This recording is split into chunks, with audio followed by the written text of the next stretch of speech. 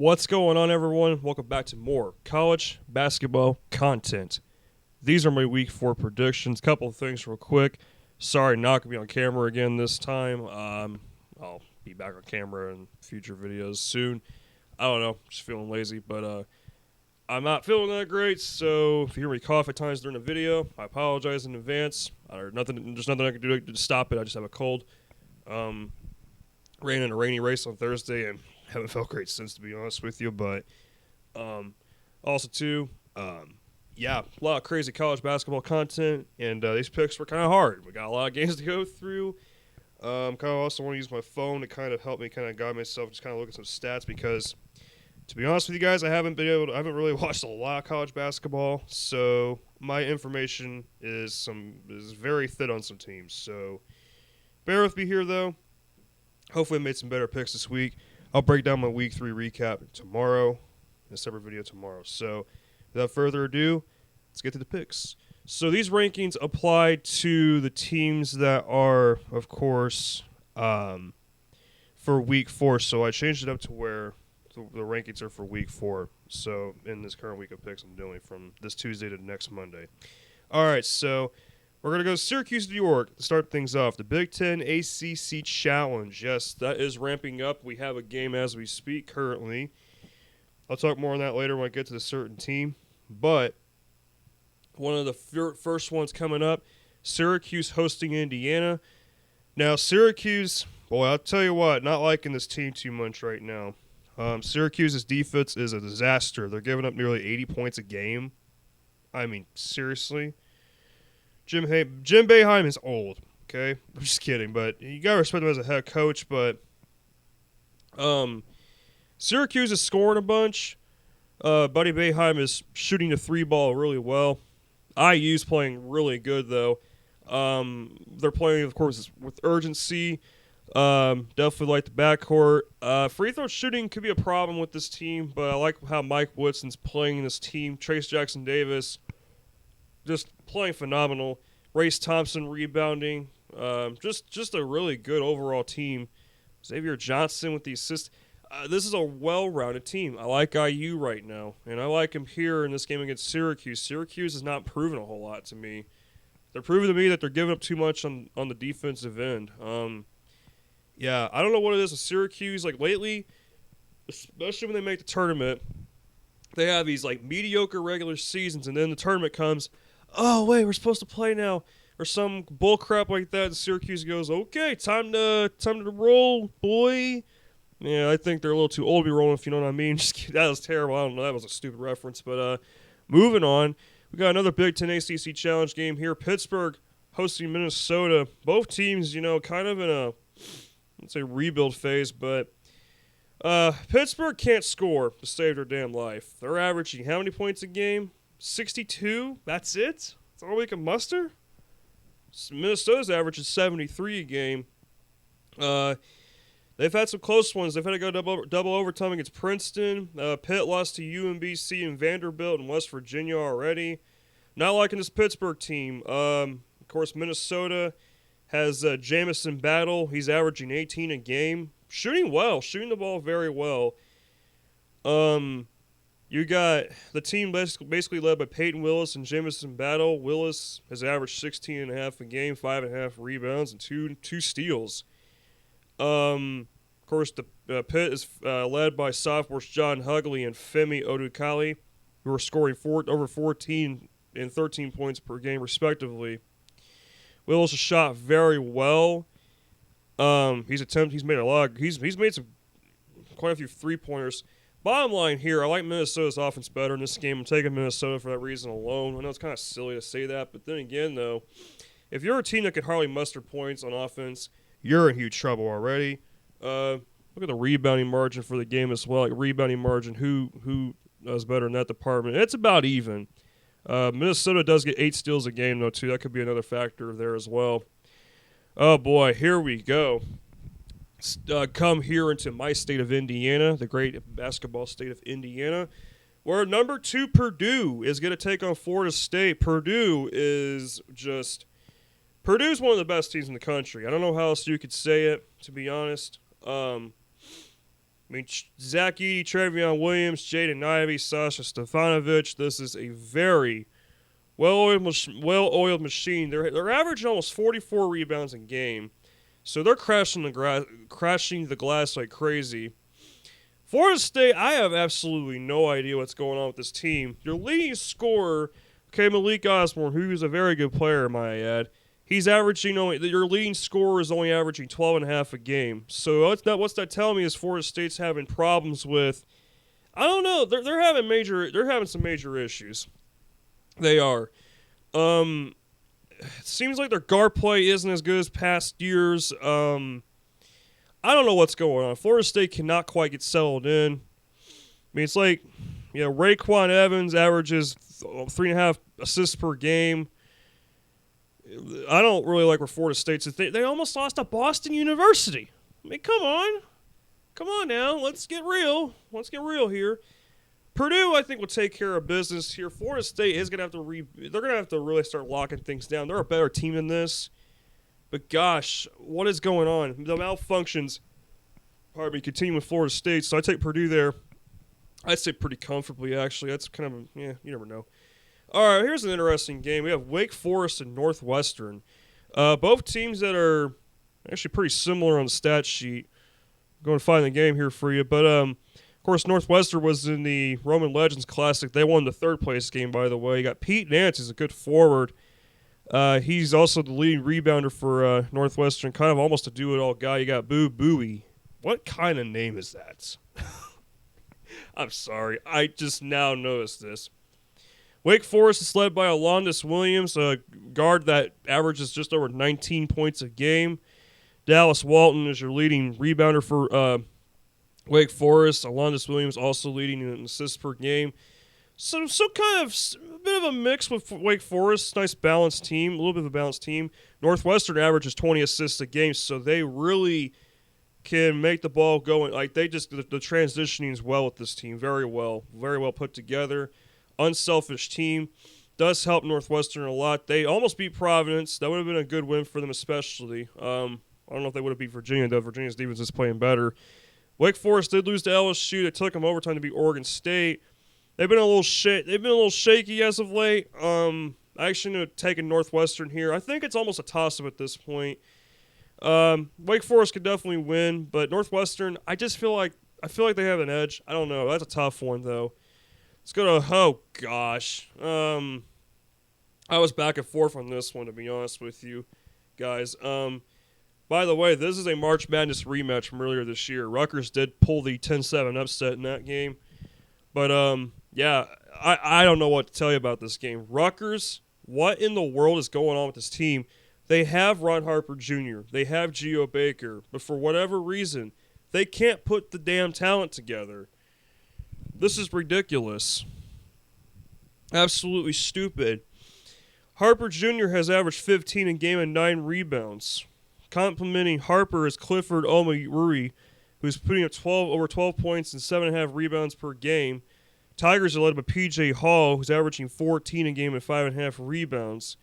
P.J. Hall has connected on almost 48% of the 19 three-pointers he's attempted, and has made 4 of 8 over his last 3 games. Also converts 60% of his foul shots this season.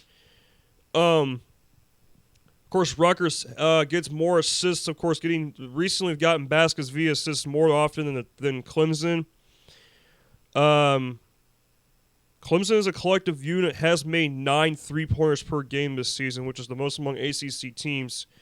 So you're talking a team that has a good backcourt from the sounds of it, especially when it comes to the shooting purposes. Rutgers is so shaky right now. I just cannot trust this team. So I'm taking Clemson.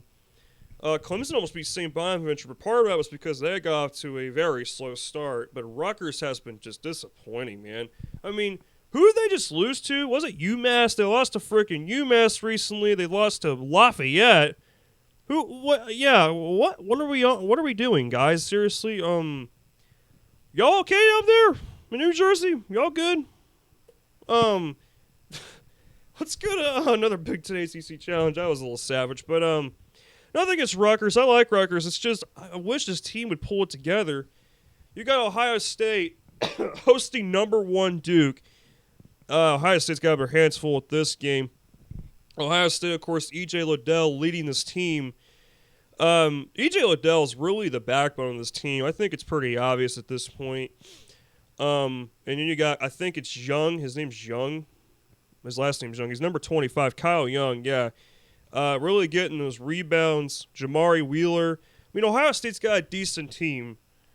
But they're definitely not as strong as last year, that's for sure. Nowhere near as strong, it seems like. Then you got Duke. Let's start with Paolo Banchero. I'm really liking Banchero. He is a do-it-all forward. He can shoot from deep. He has range. He has physicality. He can drive in the lane. He's a do-it-all guy. He's a do-it-all forward. His defense, he can play some defense. I also like how Wendell Moore Jr. can really make Duke has some guys that can really drive in the lane. It's one of the ways they beat Gonzaga. We'll talk more on that tomorrow. But really attacking the inside. Trevor Keels playing defense, although he didn't play great offense against Gonzaga. He showed his defensive side. And you got Theo John. Duke is such a complete team, it seems like. I know they're young. That's one of the 2 things I'm worried about with Duke. They're very young, and Paolo Banchero gets cramps. That's going to be key. But Banchero not being on the floor, Duke slows down offensively a bit. But with Ohio State struggling right now to piece things together at the moment, they average 75 a game, but they let up some defense. They don't have the greatest tight down defense. They do pose a threat on the interior, especially with Liddell. If he's nearby, he'll block the shot. I mean, there's no question about it. But I gotta take Duke here. They're on fire. They just knocked off Gonzaga. Ohio State could play tight at some points in this game, but I gotta give it to Duke. Here's a very intriguing. This game just got a lot more interesting, actually. Let's take you to Michigan State, where number 22 Michigan State, now they're ranked. I'm not shocked about that. They've been playing better and better, continuously improving, hosting Louisville. Now, Michigan State got to the Battle for Atlantis final. I do like what I'm seeing from this team. You're seeing the confidence grow with this young team. Bingham, Sissuk, Hauser. I'm trying to remember these guys' names. There's a lot. It's. Of course, I'm kind of still stuck on being used to like Cassius Winston, Rocky Watts, those guys from a couple years ago. Kind of stuck on that train still somehow. Gabe Brown. Yeah, AJ Hoggard. Yeah, this is a Michigan State. Michigan State's got some balance to their team. Then you got Louisville, who has come out of nowhere lately. They won the Bahamas Championship Classic. They barely beat Maryland, though. They kind of ran away from Mississippi State. After, of course, losing to Furman early, I forgot Chris Mack was on suspension. He's coming back, I think, for this game, I'm assuming. This will be his first game back. Yeah, Louisville, I don't know. They do rebound very well. They average 43 rebounds a game. They can steal the ball quite a bit per game. They don't shoot the ball entirely too well. They're not one of the greatest shooting teams, but Noah Locke is your leading scorer on that team. You got Malik Williams. I do remember his name from last year. Almost 10 rebounds a game. But I like how Marcus Bingham's been physical. He's not afraid to get in there. This is going to be a close one. I think I'll take Michigan State at home. I think if this was in Louisville, I'd take them. But Michigan State, I think, will edge out Louisville. They're definitely riding a little hot right now for sure, but Michigan State's been really building that confidence and character. I think a lot of it too goes hand in hand with the coaching. I trust Tom Izzo more in a situation like this. Oh gosh, let's go to NC State and Nebraska. Oh my God, Yunka Dunka. Why did I do that? I'm sorry. For those of you who are just now probably thinking, wow, what are you on, dude? Okay, I talked about this in Week 2 predictions, where the first game of the season for Nebraska, Trey McGowan goes up for a dunk. It's for Nebraska to take a lead or whatever, or extend the lead, and the commentators went absolutely crazy, and the dude screams, oh my God, Yunka Dunka. I thought, what? Yeah, audio ear rape 100%, but I don't know why I had to do that. Now, every time I look at Nebraska, I think back to that game back on the 9th, which is just ridiculous, but it's funny. Sorry about that. That was just – I got to have a little fun with this. But anyway, you got NC State hosting Nebraska. NC State, they did lose to Oklahoma State. They've been all right offensively, especially. You got Darian Sebron, who averages almost 19 a game. Definitely a good guard for them, but he's kind of almost a do-it-all guard. He leads and rebounds and assists as well, so it's kind of a offense runs through him kind of thing. But Nebraska, man, I'll tell you what, Nebraska to me is just kind of a team that is barely beating these teams they should be kind of blowing out. Depends on which one it is, which ones they are. But, I mean, they've won 4 straight, but, like, they barely beat Tennessee State. They only beat South Dakota by 13. Of course, no Trey McGowan's. Bryce McGowan's is the leading scorer. Yeah, it's going to be interesting. I like NC State better than this, especially since they're home. We'll see, though. Nebraska could play it close. Sure, they could. Of course, NC State, one of their more important players out with an injury. He's done. I think he's done for the year from what I saw. I think he was one of their forwards. All right. I want to talk about interesting teams. Let's talk about Maryland. Maryland. Oh, gosh. The Cupcake Terrapins are going to take on Virginia Tech. I have been highly disappointed in Maryland this year. I don't like Maryland, but let me tell you something. I was expecting them to do much better than this. The way they're struggling against these teams is ridiculous. Let's just run through Maryland's last 5 games. They only beat Vermont by 11. They lost to George Mason. They beat Hofstra by 2. They beat Richmond by 6. They lost to Louisville by 8. They only scored 55 points against Louisville. And you have who on your team? Eric Ayala, you got Fats Russell. Both of them could score. Kayas Wahab. Oh, my goodness. And then Virginia Tech barely lost to Xavier.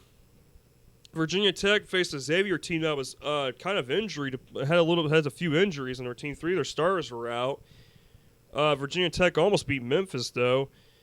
Yeah, they're shooting the ball well, it looks like. Not sure what to make of them, though. I don't know much about Virginia Tech. Justin Mutz, okay, leading rebounder, assists. Naheem Aline is the leading scorer. Shooting well, actually. He's a 39% field goal percentage, which is but he shoots well at the line. The way though Maryland's been playing, I'm gonna take Virginia Tech. It's a toss up. I mean, you could go argue either way, but yeah, I ain't got much else to say with this one. All right, moving on to Oklahoma. Pardon me, Oklahoma versus Florida. Florida's playing really good. Florida ranked 14th. They jumped 9 spots in today's AP poll. Pretty impressed with Florida. Very impressed. I like especially the big play, like the big man play with Castleton. Tyree Appleby also helping with the guard play as well. Very impressed with Florida. They really can shut you down on the inside. They did it to Florida State. Really take away the transition of the offense. Almost 10 steals a game, too. Oklahoma, they beat UCF by 3. They lost to Utah State. They barely beat East Carolina. Oklahoma's they're nowhere near close as what they were last year. But Florida playing is so good, I can't go against them though. I mean, they're gonna force Oklahoma to just make errant shots, tough shots. Florida will make you screw up like that. So I ain't got much else to add with that one. Here's a very interesting game, very very intriguing game. I might watch this one. 2 of my more favorite teams are playing in this game. You got Providence hosting Texas Tech. Now, I was on the fence with this one because I have absolutely no idea who's going to win this game. I'm not so sure. Providence, of course, Nate Watson, the big man, he's kind of a do-it-all center almost. I mean, he could do quite a bit. I mean, you got Noah Horkler as well with the rebounding and Jared Bynum with the guard play. I mean, when Providence faced Virginia, though, they got shut down completely. They only scored 40 points in that game. Texas Tech's been playing some really good offense, though. Providence, defensively, not the greatest. But with them being at home, I think it'll give them a little bit of a boost. Both teams shoot very well. Texas Tech out rebounds Providence by 7. The rebounding margin is 7.4, which is kind of big. That could be the difference in this game. But Texas Tech does a lot of steals, but I think with Providence feeding the big man Nate Watson. It's going to be a tough one. Texas Tech, you know, their lead scorer Bryson Williams, kind of almost a do-it-all forward. Also got Malik Wilson with the assist, the transitioning of the basketball. I'll take Providence at home. I was about to take Texas Tech, but coin flip either way. You could argue either team with this one. All right, let's go to a very interesting Big Ten ACC Challenge game. You got UNC, North Carolina, hosting number 24 Michigan. I'm just going to flat out say Michigan should not be ranked. Let's just get that out there. But North Carolina, they're still finding their identity. I'm sure some people are already like, oh, this is going to be another one of those seasons. But hold on, let me stop you there. I mean, you remember, they got a new head coach, some new players. Everything's trying to be figured out still. I think North Carolina is going to be just fine later down the road. I know they give up almost 80 points a game, but I'll tell you what, though, Michigan's been very disappointing. Very, very disappointing. You lose to Seton Hall by 2. Okay, Seton Hall came to play. Beat UNLV by 13. All right, see where they're going. Arizona lost by 18 points, and then they only beat Tarleton by 11. Pretty alarming. It seems like Michigan supporting cast around Dickinson, not really all that. Eli Brooks is the leading scorer, but it seems like Michigan is not able to muster some things up, especially, so they have some issues. I mean, North Carolina's got Armando Bacot, Brady Manick, Caleb Love. North Carolina's got some talent. Do not push over North Carolina. They do have the talent. They're still piecing it together. Give them some time. I know Tennessee bombed them. It wasn't a good one. They almost beat Purdue, though. So, I know. They almost lost to Brown, too.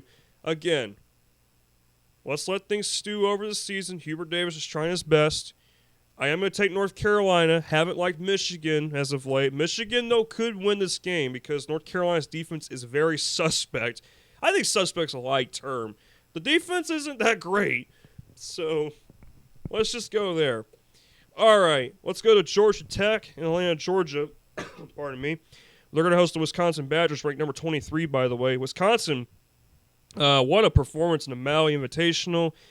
What Wisconsin really showed was it's more than just like Brad Davidson and whatnot with that team. They got Johnny Davis coming alive, too. I mean, averaging 20 points a game.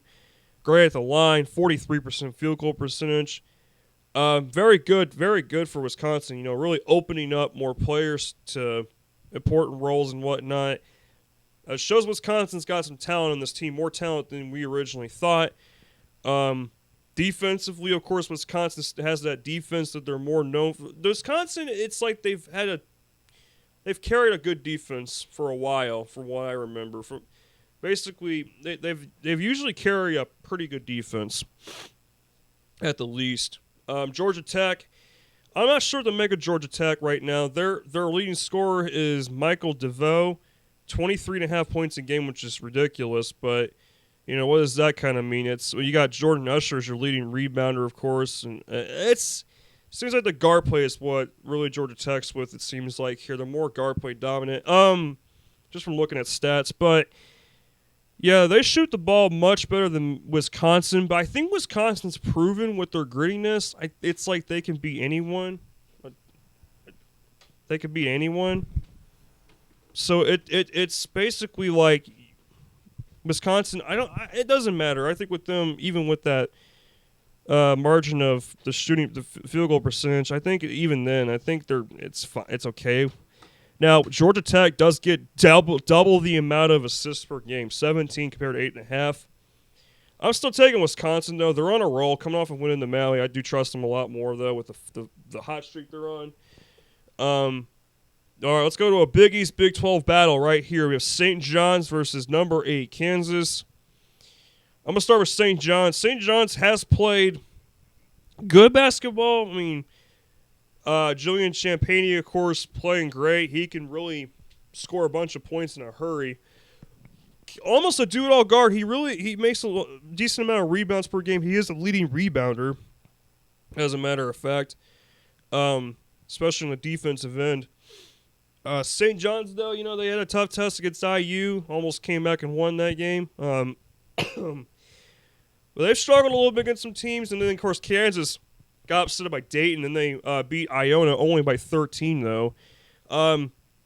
Apparently, David McCormick's been kind of struggling.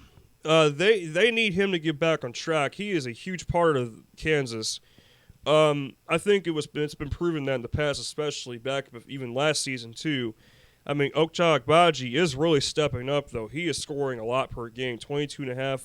Christian Brown, the leading rebounder, and DeJuan Harris Jr.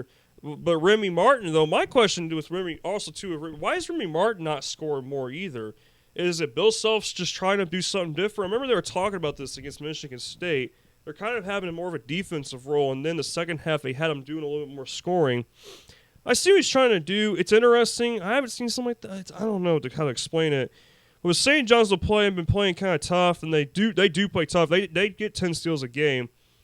They have a slight rebounding margin over their favorite slightly in the rebounding area or rebounding category over Kansas. Both teams shoot the ball very well, by the way. You know what? I'm going to take a chance on the upset here. Everyone's going to flip the lid, pretty much. People are like, you cannot pick against Kansas. Well, listen, expect the unexpected sometimes. I mean, Kansas, but again, McCormick has got to step up a little more. He's got to start fixing up a little bit. Kansas, and also, too, I've noticed if their offense gets messed up even the slightest, they get thrown way off. I've seen this happen before. Oklahoma last season especially. Yeah, Kansas just was not on their groove against Dayton. Yeah, I don't know. Some things need to change a little bit. But I mean, Kansas could certainly beat St. John's, but I'm going to take a shot in the upset. Why not? Oh, gosh, here we go. Let's go to Illinois, everyone, where Illinois is going to face the oh-so-lovely Rutgers Scarlet Knights. Goodness gracious. Illinois, also a disaster. You know, you want to talk about disasters? Illinois is one of them. Illinois has not looked great lately, even with Cockburn back in the lineup. You know, then they lose Trent Frazier. I forgot they lost Trent Frazier. Things have been tough lately. Again, like I said, it's been tough lately with things. So my information's not as up to date on certain teams. But yeah, Trent Frazier, I'm just now realizing this. I forgot, and I saw this too. He's done. He's out for a minute. He's gonna be out for a minute, for what I know. But Rutgers, that's just like I said when I talked about Rutgers against freaking Clemson. They have not looked good lately. And Illinois trying to rebound a little bit, but they could barely beat RGV. Who the hell is RGV? What school is it? Oh, University of Texas, Rio Grande. Cool. Then they barely beat Kansas State. They got blown out by Cincinnati. But I guess I'll take Illinois. Someone's got to step up to the guard. Oh, geez, what did I just do? Well, I just messed up something on my phone. I've been looking at the stuff on my phone on ESPN, the app itself, but yeah, I guess of course, you got to have guys that are got to step up now in Trent Frazier's absence. You got Alfonso Plummer, now the leading scorer. Of course, DeMonte Williams. Of course, you got Coleman Hawkins with was one of the bigs. Andre Curbelo. Yeah, you gotta get something going though. Especially you gotta get the guard play kind of role filled in a bit, rather fast too, because Illinois needs to start picking up the pace with things. All right, here we go. We got Purdue versus Iowa. This game could be interesting. This game actually could be a little bit more interesting than you think. Speaking of Iowa, I wonder what their score is right now against frickin' Virginia, because I just saw, of course, that they were facing Virginia. I'm gonna guess they lost. I'm going to guess Iowa lost. Nope, they won by 1 point. Virginia definitely playing. It looks like they played their best offensive game of the year by far. Wow. So, of course, just coming in now, Iowa beating Virginia by a single point. So, as of right now, Iowa is 7-0. Yeah, Lamar Jackson, 4 interceptions. We're not even talking about the NFL. I got a message about that. But, yeah, so Purdue, of course, as I talked about earlier, Purdue, one of the most dangerous teams in the country. Just the size and the physicality on the inside especially, and then the backcourt. Yeah, I mean, Purdue's got it all. They're a tough team. Even with they, of course, them coming back against Villanova, shows that Purdue, not, really putting themselves under so much pressure. They're just doing it and just getting it over with, not even thinking much about it. So, of course, kudos to Purdue on that. And it's really tough to, come back against a team like Villanova. But again, they did do a good job of that. So, Iowa, Keegan Murray's explosive forward. He scores a bunch of points for this team, almost 26 a game for Iowa. Iowa's been scoring a bunch of points. Iowa's defense is a concern. I don't like Iowa's defense too much. I know they've allowed only 65.5 per game, but they're facing a bunch of weaker teams. That's the problem. And Virginia almost beat them. So, yeah, that's. But Iowa's shooting well, though. They're rebounding well. They get 20 assists a game. That's a lot. 9 steals a game. Could be a tough game. Keegan Murray could throw off the size of Purdue. He's going to really challenge the size. But I think with the combination of Williams and Edey is just too much. I mean, Bohannon's going to have to shoot well from the 3. They're going to force Iowa to shoot a lot from beyond the arc. They are. And Bohannon's not going to always hit those 3s. He scored 20 points tonight, by the way, against Virginia. Wanted to make that note. But, yeah, could be a closer game than some people think. I think personally could be. But Purdue does play some tough defense as well at times. All right, let's go to a very, very interesting game in Wisconsin on Saturday, December 4th. Let's talk about Wisconsin again, where we have Wisconsin Marquette, of course, an in-state game. Number 23, Wisconsin. Marquette gets off of these slow starts I don't like, and, of course, they couldn't quite do much against St. Bonaventure in the Charleston Classic Final. We'll talk about that tomorrow, as I mentioned before. But, again, with Wisconsin being on fire, Marquette could win this game, but it's like Marquette, and they're not defensively great. They've been letting up. They give up 70 a game. I'm gonna take Wisconsin here to win, because if Johnny Davis and Brad Davidson continue to play like this, Wisconsin could be a sneaky team this year. So gotta keep that in mind as well. Of course, with Wisconsin's defense too. All right, let's go to NC State in Louisville. Now, this is an interesting game, but again, this was a coin flip. I really couldn't tell you who's going to win this game. This one was more of I just picked someone and went on with it, because at this point, it's like, with these last couple picks, I was kind of like, yeah, it could go either way. I guess I'll take Louisville. Of course, they show some bouts of defense, too. That's one thing I forgot to mention, their matchup against Michigan State, but take Louisville or NC State. Probably will be a close game. Early season ACC matchup. Florida State Syracuse, another game that's literally a coin flip, because you don't know what you're going to expect at this point with both teams. Florida State, with whatever problems they got going on, they're not quite all together offensively. Like, it seems like things are just off. I don't know. I mean, they scored 81 against Boston University, but Boston scored 80 points. So,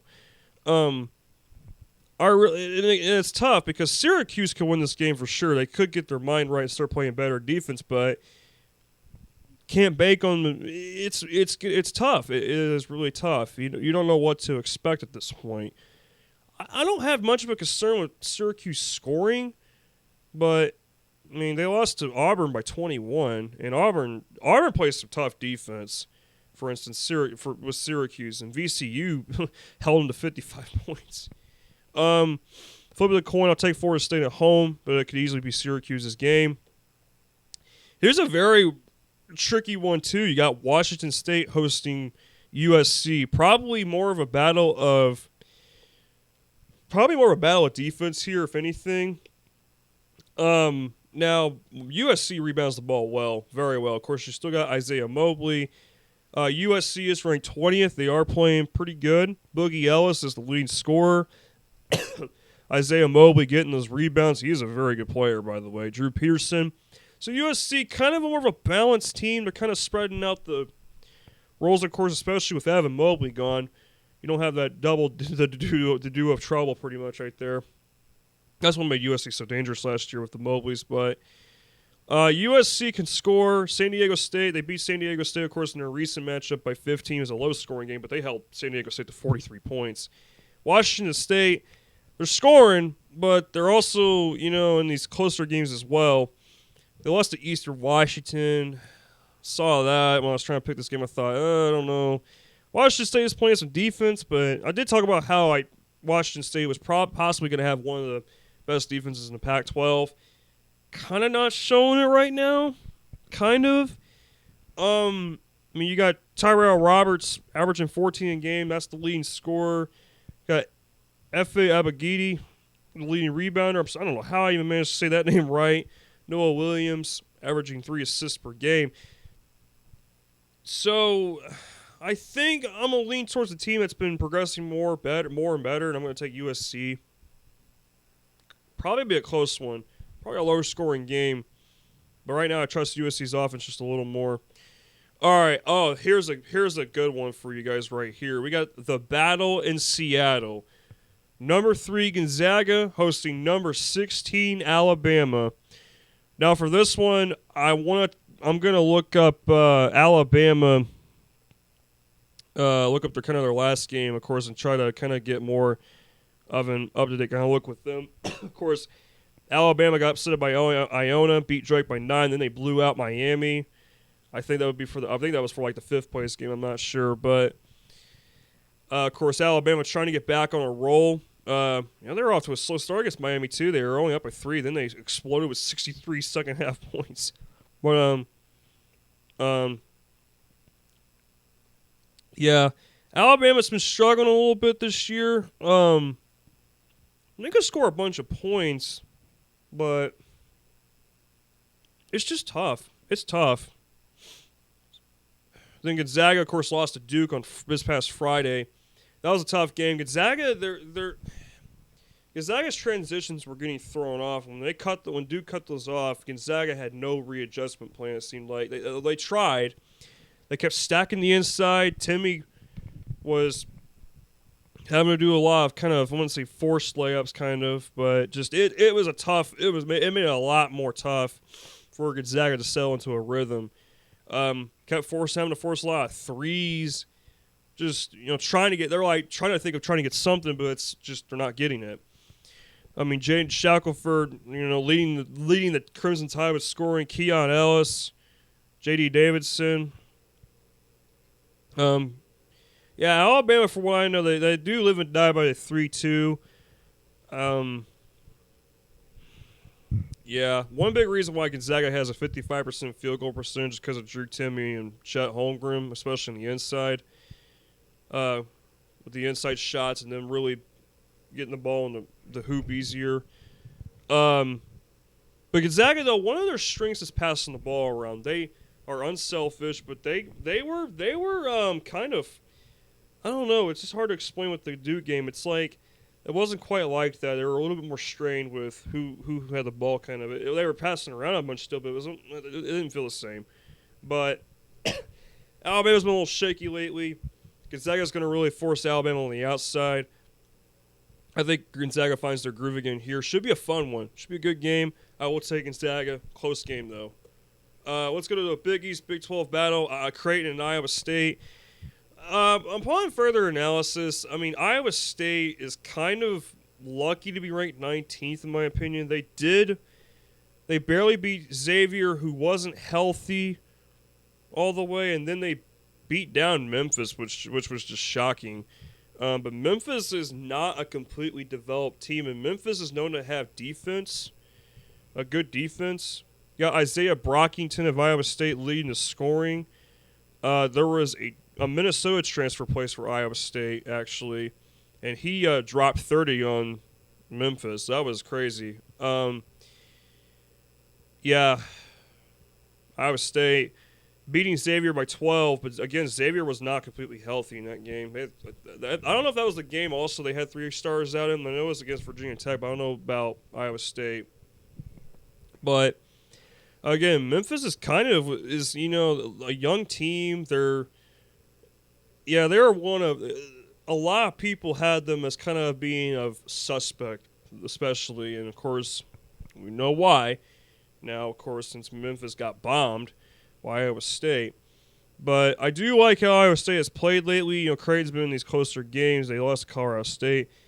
I do trust Iowa State a little more. Might be a little closer at times, but we'll take Iowa State there to win. All right, so, here we go. Back to our old friends, Maryland. Yeah, not really. December 5th on Sunday is one of the last couple games to predict. Maryland, Northwestern, early season Big Ten game. I'm going to take Northwestern. Again, Maryland has not – I don't have trust in Maryland right now. They're like barely winning games. You don't know if they're going to beat this team or lose to that team. And Northwestern has shown me more, so I like Northwestern here to get it done. Now, that does not mean Maryland can't wake up. I just don't know when they're going to wake up. I'm not trying to figure that out right now. I just want to – it's like it's so hard to figure it out. Then you got another Big East Big 12 battle here, Oklahoma State versus Xavier. Now, again, speaking of Xavier, I think they're going to get some of their guys back before this game. I'm sure of that. Yeah, Xavier plays some tough Xavier plays a tough, gritty style of play. They can really attack the inside with Paul Scruggs, especially Jack Nunge on the inside, real threat as well. Xavier is kind of an all-around gritty team. I like that. Teams that play like that, I want to watch out for those teams. They can be sneaky. So I'm trying to find here on ESPN. Here we go. So Oklahoma State, though, you got Caleb Boone, Musa Cisse. I'm sorry if I butchered his last name. Bryce Thompson, of course. Oklahoma State's not a pushover. They're not too shabby. Caleb Boone can definitely play as good as well. It's a tough game here. It's almost an even matchup, I feel like. Both teams rebounding the ball very well. One of my concerns with Xavier in the three-point shooting, they shot horrible from the three against Ohio State. And, yeah, it's tough. Oklahoma State to go to overtime against Oral Roberts. I'll take Xavier. It's a toss-up, though. Oklahoma State could definitely win that. They could definitely win that game. Should be a very interesting game. One to definitely watch, possibly. Especially Gage Moore, Xavier, too. I think this is the last game on here to pick. Iowa, Illinois, early season Big Ten game. Talked about Iowa again, how they just beat Virginia. Of course, scored a bunch of points. Again, a little worried about their defense. That was a concern last year, too. It seems similar. You got the big man, of course, Keegan Murray getting a lot of points, and then Bohannon. And then Toussaint, or however you say his last name. Illinois, of course, the malfunctions continue with this team, trying to figure out what they're really going to be about over time. But as of right now, I like Iowa offensively better than Illinois, especially. Just the way they're able to be productive. Illinois has been struggling in that department.